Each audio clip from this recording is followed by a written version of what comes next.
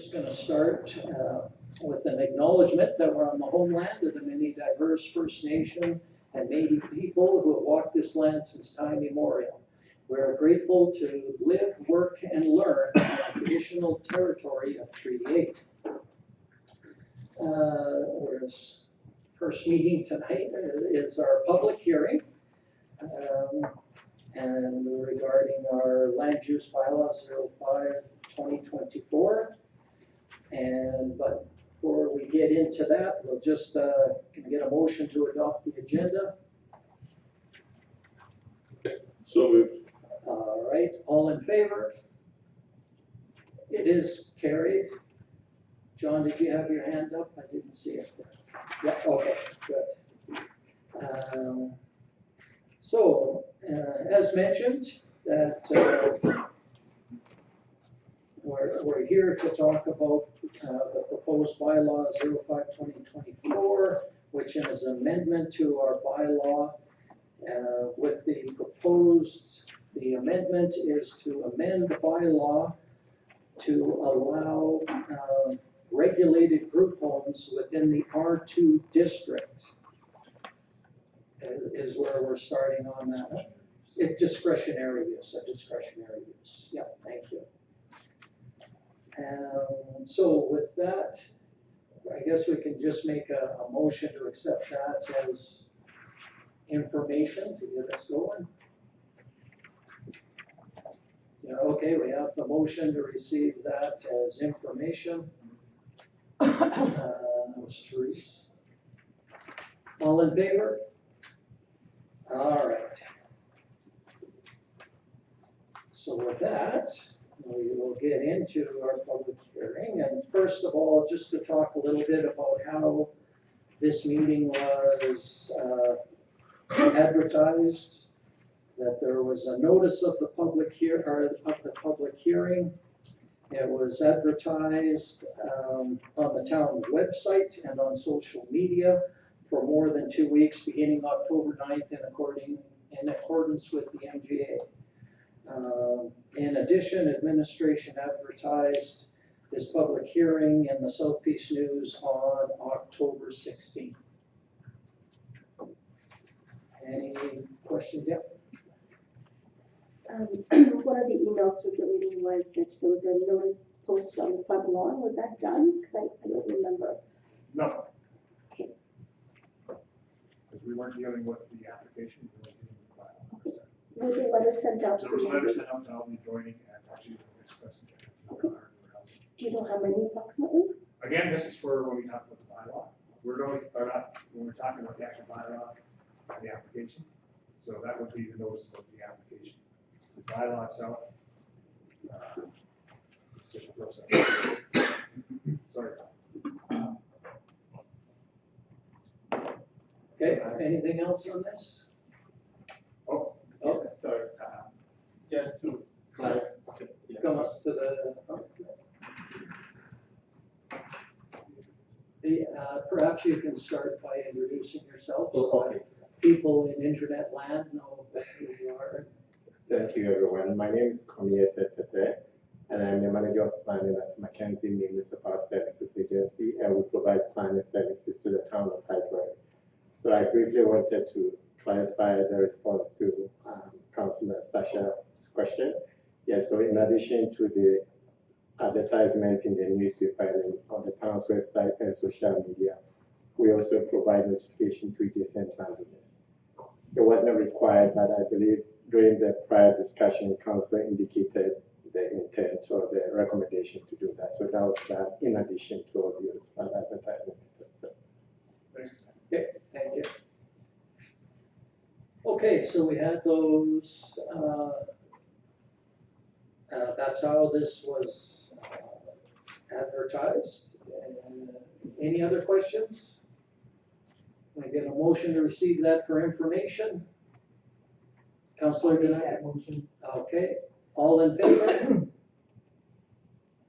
All right, that's carried.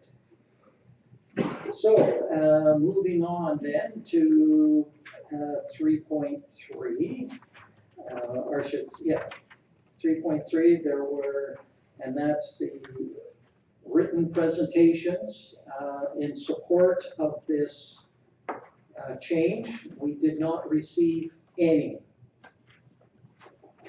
So that there was nothing received for. And I guess just for that, can we get a motion to receive that for information? Okay, Councillor Shishin, all in favor? Oh, So I just noticed this now, I'm against that favor, because if we are discussing, according to this package, we are discussing land use bylaw 05-2024. Yeah. And the written presentation is for bylaw 02-2024. oh, yes, I see what you're looking at. And in the very top and in the bottom, it's 02-2024, and in the middle, it's 05-2024. But the whole, our whole discussion today is about 05-2024. So those two were an error, a typo error. It should be 05-2024. Okay, just so that it's clear that that is the bylaw we are talking about. Correct, yeah. Okay, then moving on then. What's that? Yeah, we voted on that one. We're going to written submissions against the proposed change. And we had one submission that was submitted against the bylaw. Now, I don't know, we haven't really had one before. Do we read this out, or does everybody have it in their package, or? Everybody else, councilors have it. The other thing is, I just wanted to make note of also that it's reported in the RFD. The deadline for the written presentations was at 3 p.m. on October 23rd. The written presentation was received at 4:34 on that time, so it was received after the deadline. Council should be aware of that. Okay.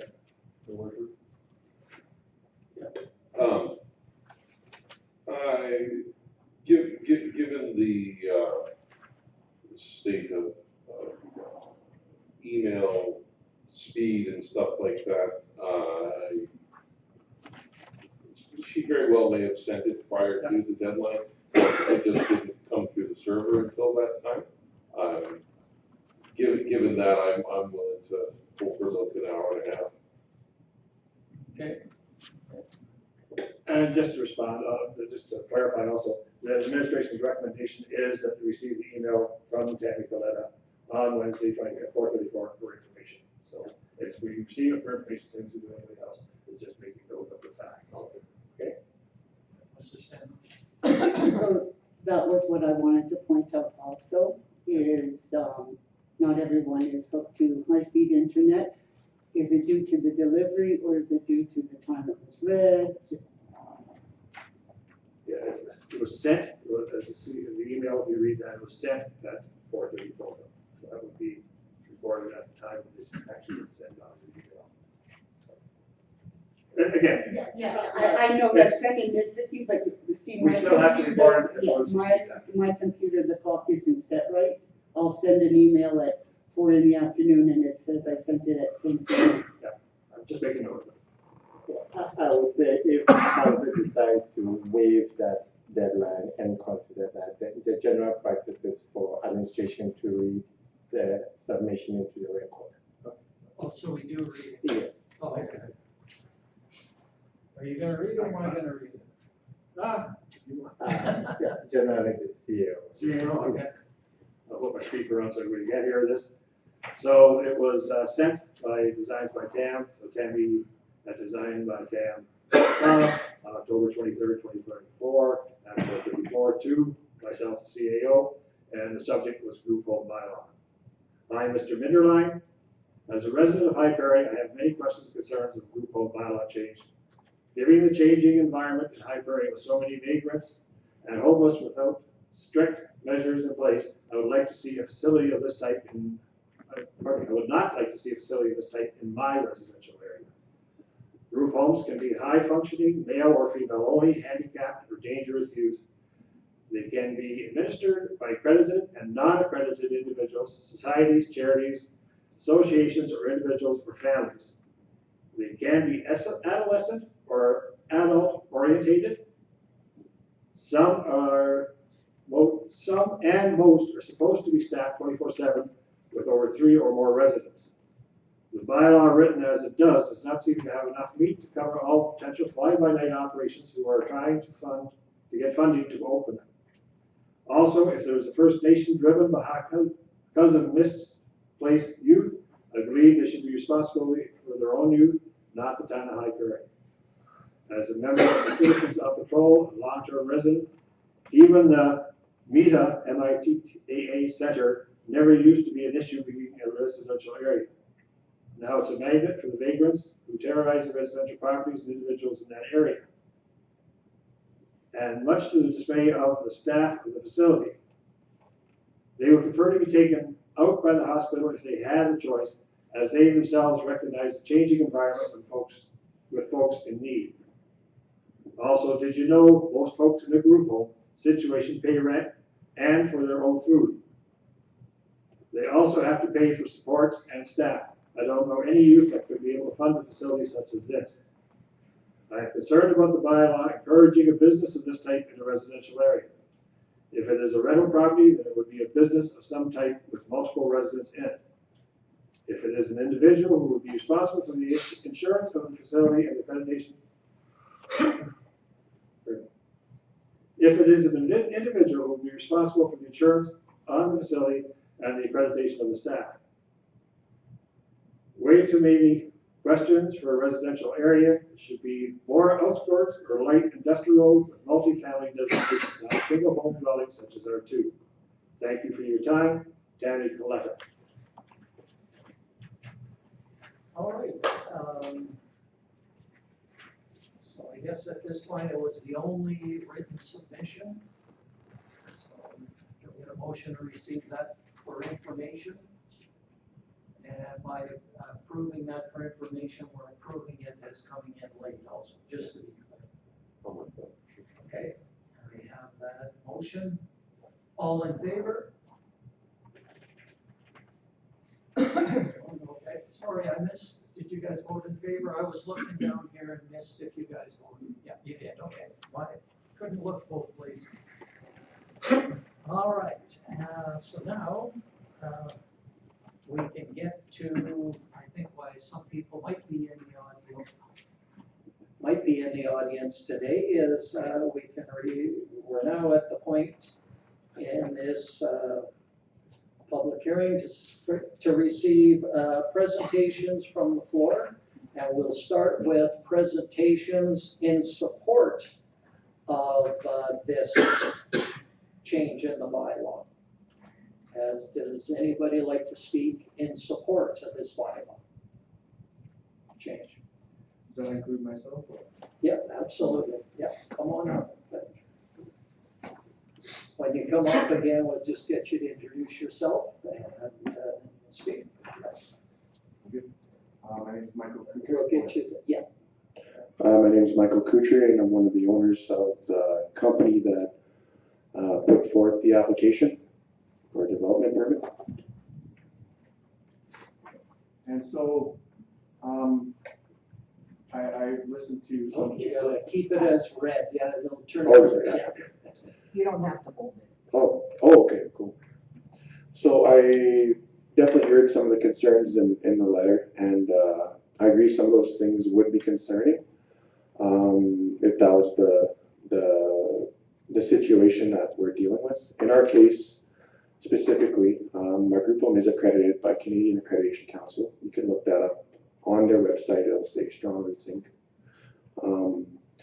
And with that being said, it is staffed 24 hours a day. The staff are all have to have their first aid also as well, criminal record check.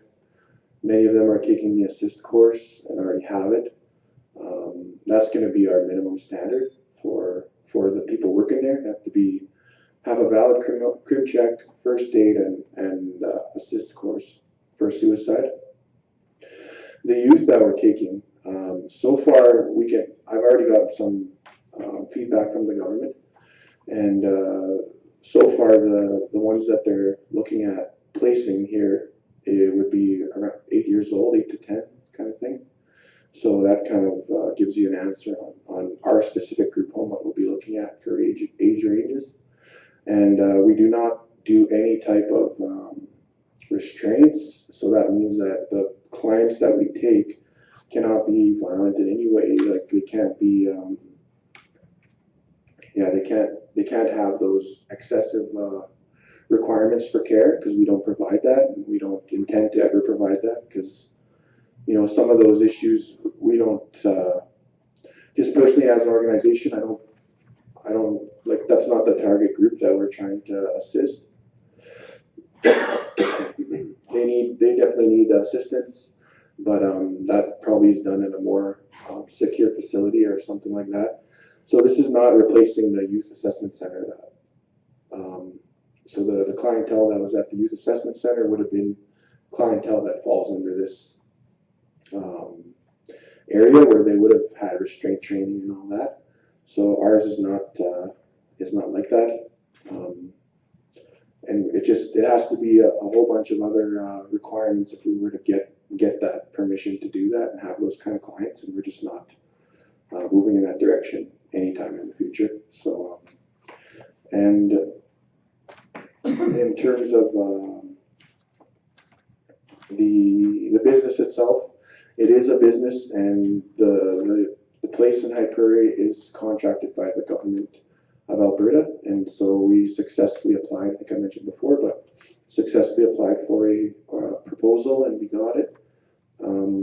And it outlines that in the proposal as well, that I think the minimum age is like 4 to 17, but so far the ones that they have sent forth to look at placements were 8 to 10 years old, and that's probably where we'll keep it.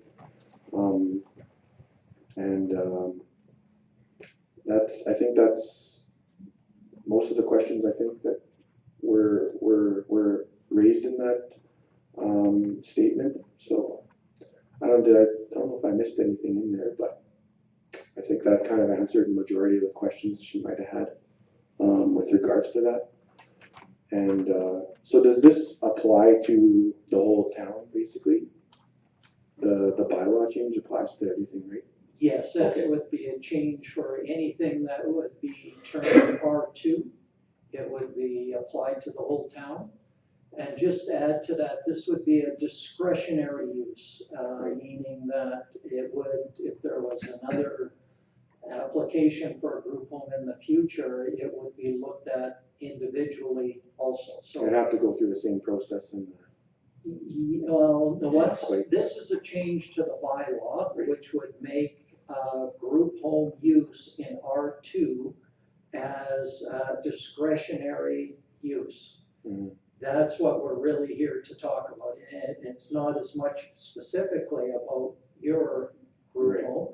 We will be talking about that application in a regular meeting, but this public hearing is to hear any concerns about changing this to R2 within the town of High Prairie, or then making group homes discretionary. Okay. And I mean, if you guys are looking at them individually, I think some of those concerns can be addressed if in a case where someone tries to open a more severe, clientele type of thing. But as for ours, that's what I can speak to. And I know that they're not all the same. It's a total different process if I want to try to get an adult group home, and it's it's a different process to go down that route. So, but yeah, I think that's all I have to say. Okay, thank you.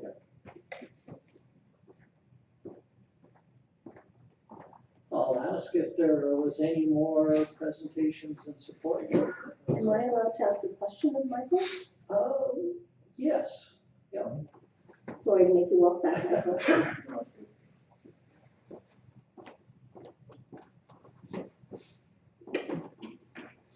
Thank you for being here. Good to see you again. I don't know if you covered this in your last presentation, Michael. Is there insurance or liability insurance with the group home that you carry? Yeah, we have, I can't remember but yeah, we have liability insurance for it. Yeah, it's part of the requirement for the license. And, yeah, so he won't license us without the required insurance. And I remember the last time you presented, I'd asked the question, I know part of the planning process is taking care of this, but did you personally talk to neighbors? I think you said you were going to, or you had.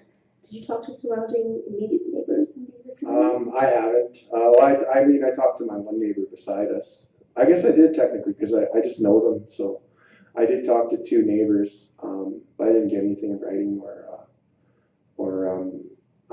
I just talked with them, asking why we're moving and whatnot, so. Yeah, but, the neighbors across from us, I didn't bring it up to them, but the ones beside, I talked to them about it, but yeah.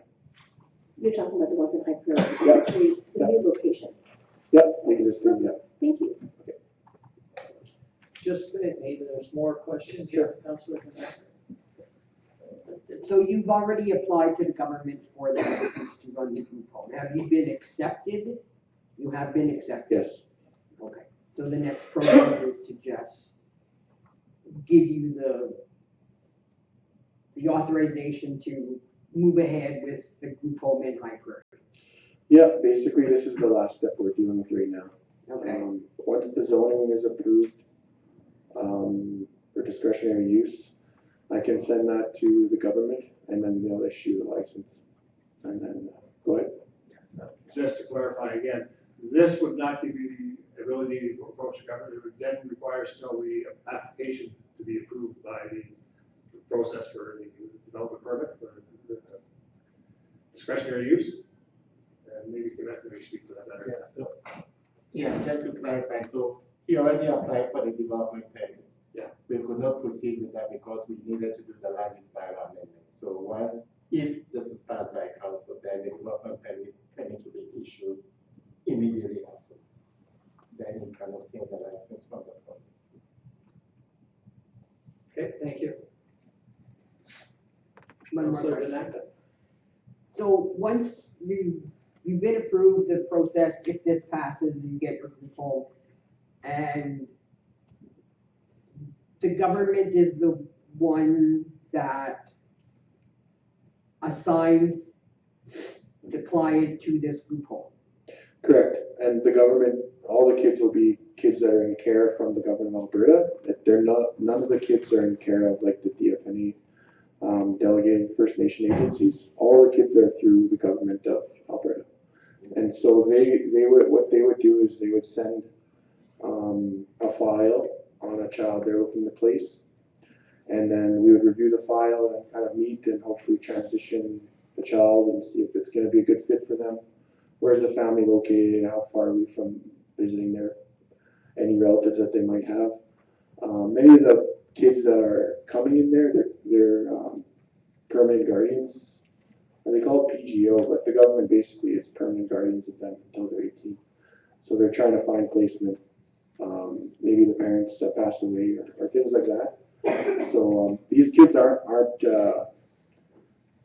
they're not just all troubled youth. Like some of them have no parents, literally. So that's kind of where it's more like what we'll be taking on is people that don't have an option. And then at some point, if they do have family that can take them, then the government will try to move them into like care from the family, or if they find if maybe they can be adopted, they can find placement for them that way too.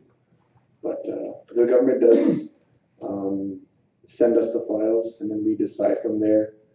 If we get a file that's like, oh, I don't know, and the kid's a lot of trouble and stuff, we can totally reject those based on our capabilities and what we're comfortable with too. Okay, that was the next part of my question, which you answered. Okay. All right, anything else? We might get you to sit down yet. Yeah, no problem. All right, thanks again. All right, I'll ask one more time if there's any other presentations in support of this bylaw change. All right, seeing none, can I get a motion to receive the presentations from the floor for the bylaw for information? So Councilor Wakel, all in favor? Okay. And then James, you had your hand, or John, you had yours on? Oh, right, okay. Okay. All right, moving on then, it is for presentations from the floor against the proposed bylaw change. And anybody who would like to speak against the bylaw change, if they would, please come up.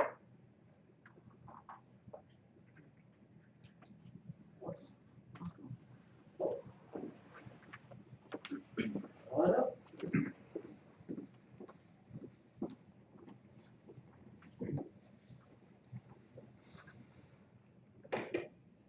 My name is Julia Melnick, and I would be one of the neighbors really close by this group home. And I do appreciate the presentation, so thank you for that. I have a little bit more clarity in my mind about what they're looking at, and have a few more questions. You mentioned, well, in the proposal 4, the intent was 8 to 10-year-olds with limited challenges. But if we're looking at rezoning, how do we know it's going to stay that way? And if there's more challenges, then looking at the qualifications of the people who are going to be looking after this group home. So also mention things like standard first aid, assist, and a criminal record check. So very limited qualifications for people who would be looking after the children in a group home. So what kind of insurance do the residents have in the area that that is going to stay that way, that they're 8 to 10-year-olds and with limited challenges? The impact on property values, has that been looked at? Is that a concern for anybody? I'm not really sure, and I live right in the area, so it could impact us. And we purchased that property assuming that it was, subdivision, it was single family. The property size is really small, so if you look at the map of where the property is, there's very limited green space, very limited parking space. Mentioning that families might be visiting, for example, and staffing, where it's a very small subdivision, not a lot of space in there at all. Backyards facing each other, so limited capacity to house or look after children and spaces, so that are different than single family.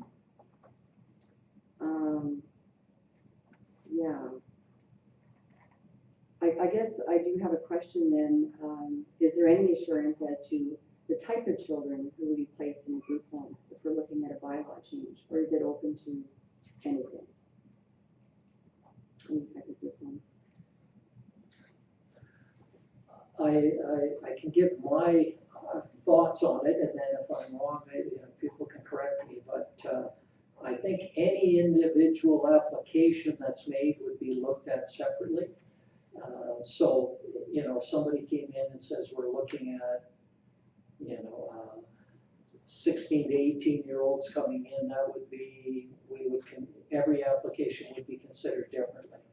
So, and then your question is, what is the guarantee that it's going to be, the 8-year-olds that are coming in? That's a very good question.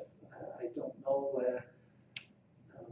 and I'm not sure if, because this particular application is coming from the federal, or the government is placing these kids, whether it's federal or provincial, can they change their mind on what they want to send to it? I don't know.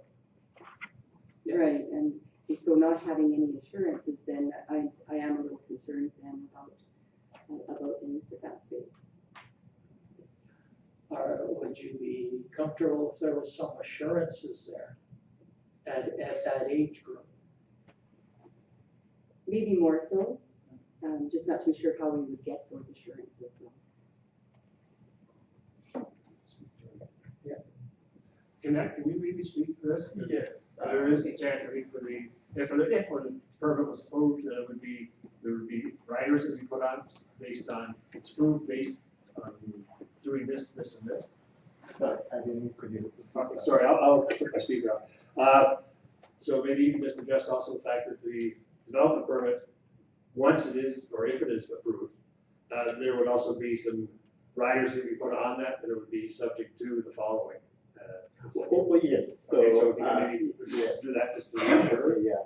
So just to speak broadly about the bylaw, so for planning purposes, there is a very careful balancing act that we have to do when we are creating a bylaw or amending a bylaw. So one of the things that we really cannot take into account is, or we are not allowed to, is to regulate uses. So the people who reside or use the property, we can regulate the use, but not so much of the uses. So there are limits to what we can do from a planning standpoint. So not to diminish concerns around that, but it's like akin to having a neighbor that you don't get so much along with. It's not necessarily grounds to prohibit that neighbor from living next to your property, sort of.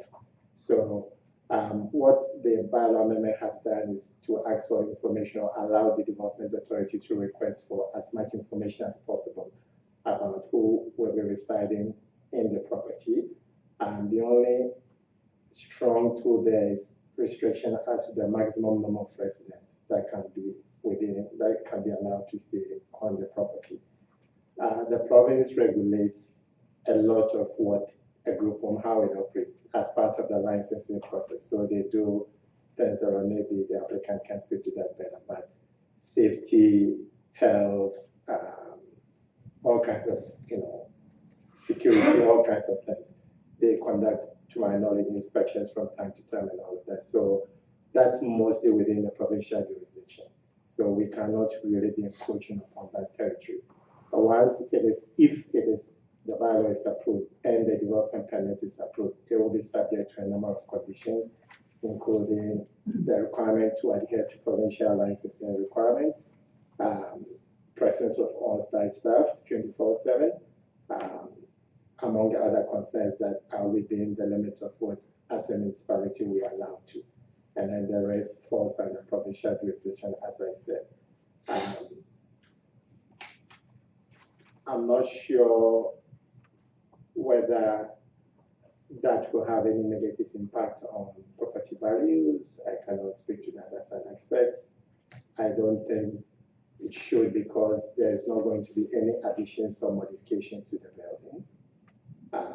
And so I cannot readily see any negative impact on the property values or the enjoyment of neighboring properties. So that's speaking from my standpoint. But in terms of other questions around insurance and the demographics of the residents, maybe the applicant can speak better to that. So just if I can quickly summarize what you're saying in terms of, the question was, is there any guarantees that it would be 6, or 8-year or roughly 8-year-olds? We as the town can't put that restriction on per se. What we can put on is to make sure that the group home is meeting provincial standards of having people on staff, having the right training for these people, or having that minimum level of training required to keep certification. They got to maintain their certification. That is correct, yeah. Unless they specifically applied for, and they indicated in the application that they are housing this number of people within this age range, then we can say you should stick to what you have said you will do.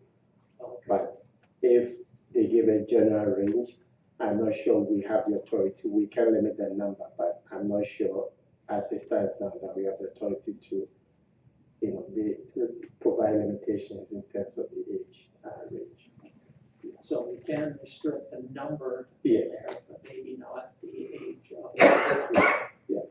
And as so just to clarify what the amendment is doing, so it is not rezoning the property. It still remains as residential, low density residential R2 district, which is the current zoning for the property in question. The amendment is just adding group home, which is already defined in the bylaw as a discretionary use to the R2 district. So that allows the use to be considered on a case-by-case basis if and when there is an application for a group home within that district. It is not rezoning the property. It will still remain R2. And if I can say to help with some of the concerns that have been expressed, several communities, because we did as part of the amendment, we have to look at what is happening elsewhere and to see whether we can draw on the experiences from other municipalities, so including from the town of Peace River, town of Slave Lake, town of Fulham, town of Grimshaw. They all allow group homes within their primary residential districts. So this is not a unique situation to the town. It is common practice, if I can put it that way. Just a question, when you were doing the research on those other communities that have group homes in residential areas, did you hear anything about the impact on home values? Not that I'm aware of. The only one I became aware of was in the town of Peace River, where the residents were prone to violent impulses, and ultimately they were removed because it became a safety issue. And again, because that's also mostly provincial matter, if they find out that the residents are not compatible with the care that is required, or the service provider doesn't have the resources to deal with, or it becomes an issue for adjacent landowners, then it becomes a security threat, and so that is dealt with separately. But I'm not aware of in terms of diminishing property values as a result of group homes. Honestly speaking, it's hard to tell from the outside what the facility is because it functions as a regular single-day type well. So it's difficult to tell from just physical observation. Councillor Senos? So I have a couple of questions from this discussion. The mayor has alluded to that the town can enforce that they are meeting the regulations of first aid and this and that. We're talking about a business, not a residence. So how do we first of all, how do we do that? Because we don't regulate other businesses to ensure that their employees have first aid and all kinds of training certificates. And second of all, who will enforce this? Does that become our bylaw officers that will go around and check employee certificates? And if you are saying that yes, the town will regulate it and ensure that, then why would we not do that to all businesses? Thank you very much. That's a very important question. So if I may clarify, the condition is that if it is approved, the amendment passes supposedly and a development permit is issued. One of the conditions would be for the applicant to obtain provincial license and adhere to all the requirements related to that. The town will not be in the position to enforce those requirements. It will be the province. So that falls under provincial jurisdiction in terms of the licensing comes with all kinds of requirements and standards that the operators are required to adhere to. As I mentioned, around safety, training, fire code, and I'm aware they do routine inspections also from time to time. If there is awareness that they are not adhering to that, then the town can draw the provincial authorities' attention to that. I believe they do have the authority to withdraw a license if the service provider is not meeting their requirements.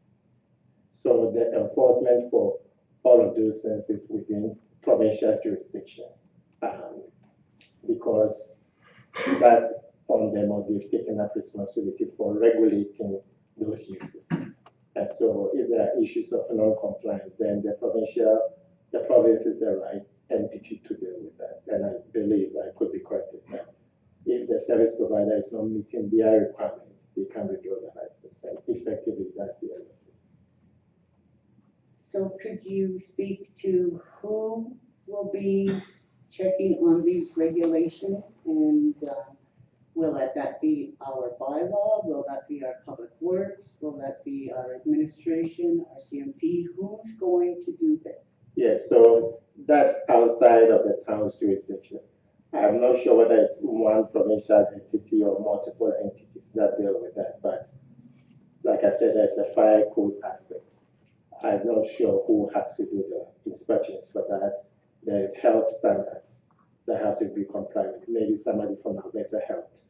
So maybe, again, I could be corrected. I suspect there might be multiple entities that would deal with different aspects of the operations, conduct inspections and review from time to time, but I may be wrong. But I don't believe that, apart from maybe the fire code that probably the town is the one responsible for, all of the others, health, safety, and all of those things, I believe, falls within provincial jurisdiction. And there are different entities that are responsible for that. So the instance that I cited in one of the communities that we considered, ICMP got involved because it became a security issue. So, like I said, at the end of the day, the individuals removed from the property. I know, Michael do you have anything to add to that? I know it's, I can, if you want me to come up. yeah, sure, yeah, just to make sure we're clear on everything, get all of the answers up front. Yeah, so the Alberta inspection, or health inspection was done by Dylan Gallant from Alberta Health. And the person responsible for the licensing, his name's Greg Owie, and he's from Grand Prairie, I believe.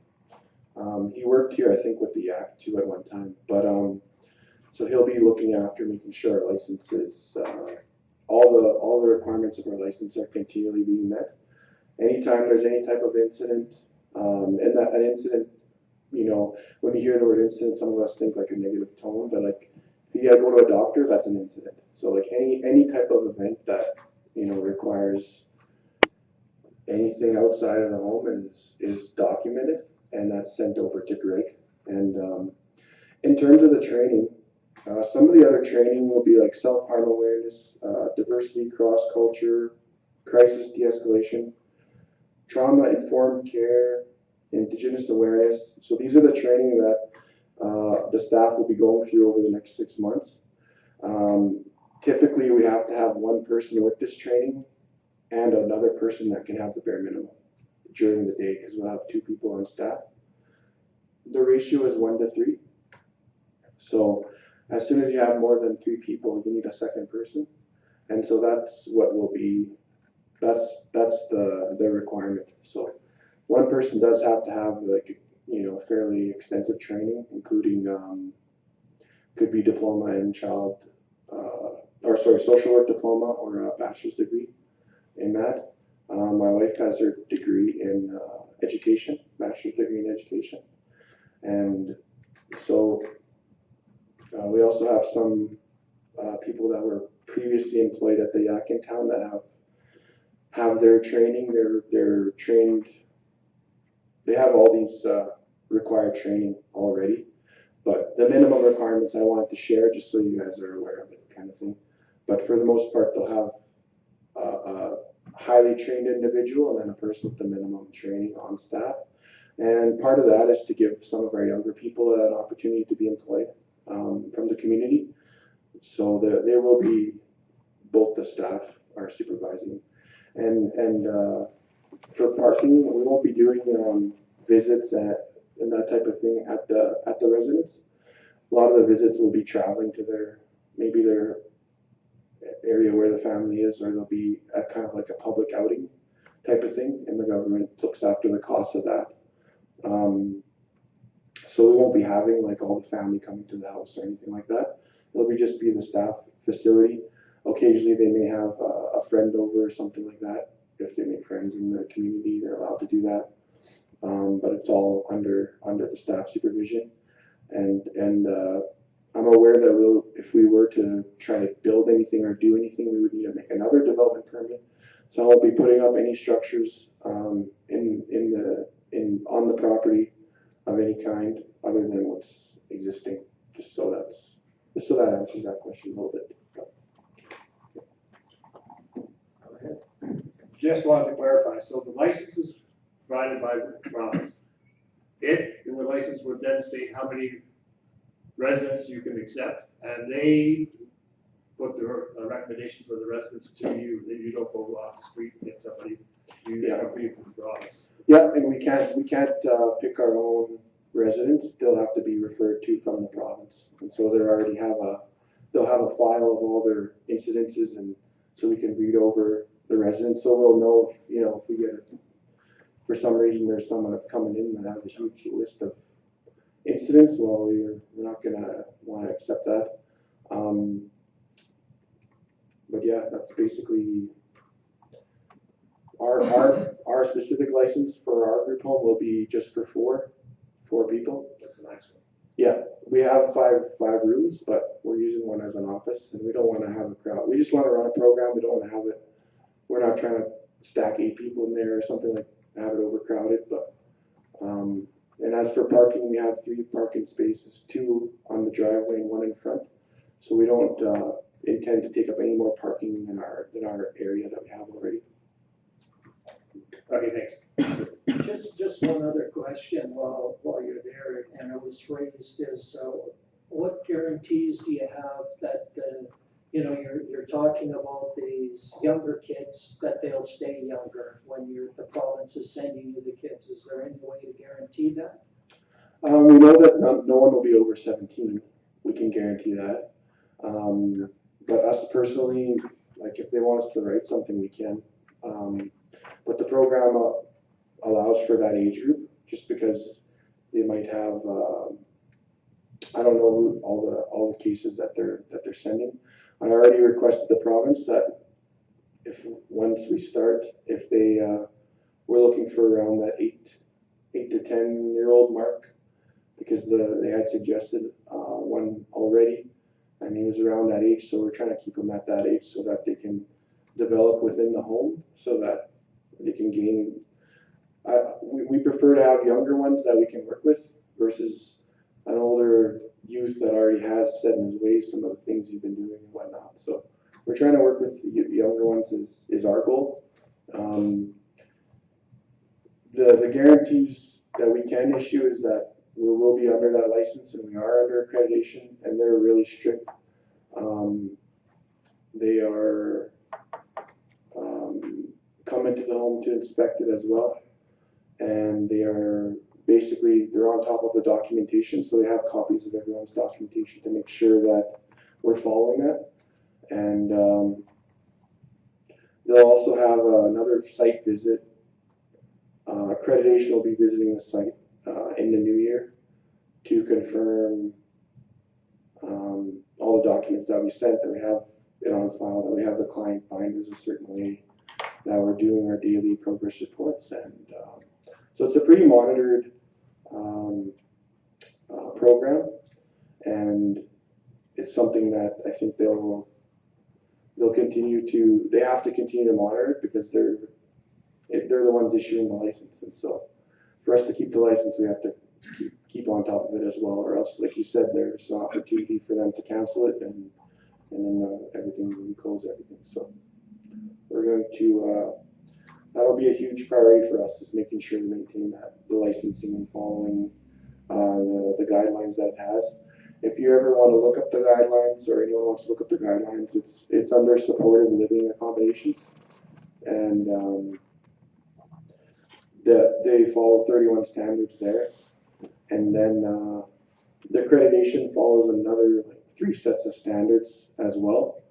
So it's a pretty in-depth oversight, I would say. I think in terms of the bylaw officers, it would be good for them to go around and check, because my concern is not so much knowing about the group homes, it's not knowing. So we're applying for, and maybe others will be in the future, I don't know, but we're applying for a group home that's accredited program that has oversight. There's people that are operating without oversight. And what are they licensed under? I don't know. They're not under the strict deals of the province. But if we do this, at least we can guarantee that other people operating, they won't be allowed to operate without going through the proper steps, making themselves aware to the town, versus just operating without permission. So that's kind of the positive side of addressing it, I think, is now you're aware of what's in the town versus being unaware. So. Okay, thank you. Oh, one more question. Michael, the 4 mats, is that just for youth mats or for 3 + 1 staff or 2 + 2 staff? Is it 4 mats just children or 4 mats humans? Okay, so the license, that's for 4, they call it for 4 beds, so it'd be like 4 people, yeah, 4 clients. And then the staff will be 2 staff on shift, yeah, with them. And then any events they have to go through, their staff has to be there. The staff has to be with them at all, just for their own safety and like just so the kids don't have no supervision or something like that, or get lost or whatever. So the staff will be present with the clients at all times. And then the intent is very much to not provide an institution, it's provide a home. Like they want, their focus is that it feels like a home, and so the kids have their own room, they're decorating their room, and they're intending to be there long term, and work through the programs. We're also going to be looking into utilizing some of the professionals in the area if we need it. There's some youth that may have experienced trauma.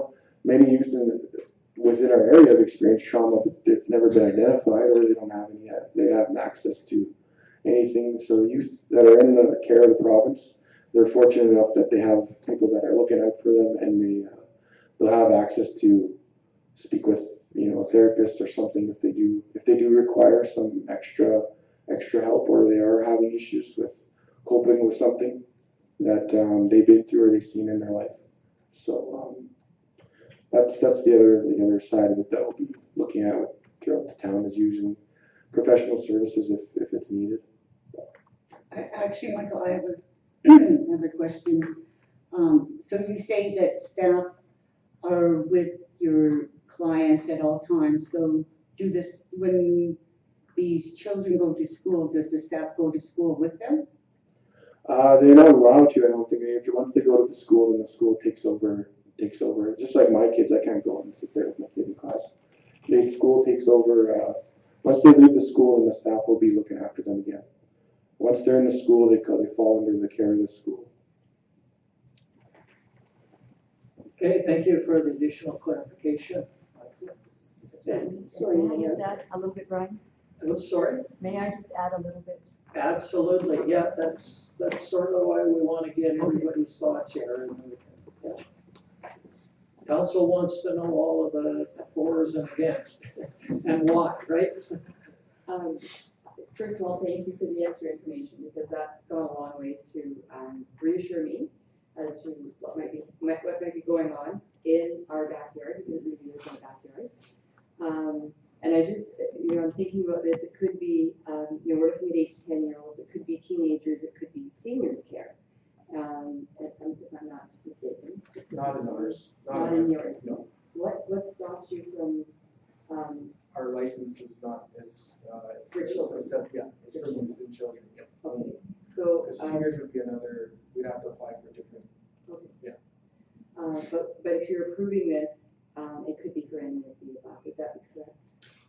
Well, I think the approval would be that we would, upon discretion of the town in future, that it would have to meet, the town would look at any further applications and review them, much like this, to find out what age group, are they regulated, are they not regulated, what's the age group, that kind of thing. So those things would be reviewed for any future application. recommendations. So the That's why the regulations- discretionary use. Yeah, the regulations sound, very reasonable, so I just wanted to state that.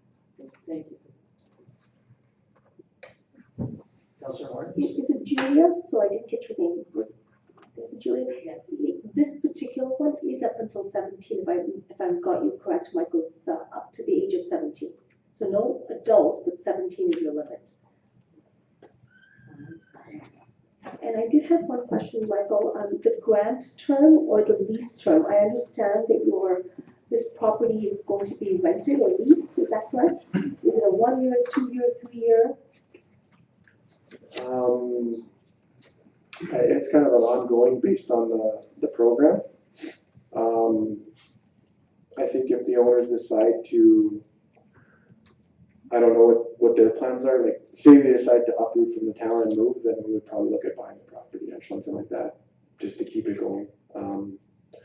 But at the way it is right now, it's gonna be leased as long as we have the contract and the program, and it's only for 29 months. And then they have an option to renew it for another 3 years. If everything's going well with the program and stuff at that point, then they'll offer us an option to extend it if we would like, kind of thing. So if we run it for 3 years and we find that we're for some reason not able to, or there's issues, then we'll decide at that time, I guess. But for now, we're just dealing with the existing contract that we have, and it's for 29 months. Thank you, Michael. All right, thank you for that. And I'm going to call again if there's any other presentations against this proposed change.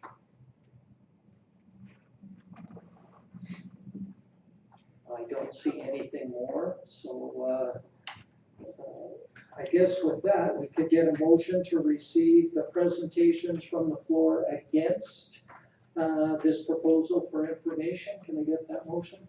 Councillor Stenhouse, all in favor? That's carried. So with that, we'll adjourn the public hearing. And we will be, just so everybody sort of knows, we are going to be discussing this a little bit later.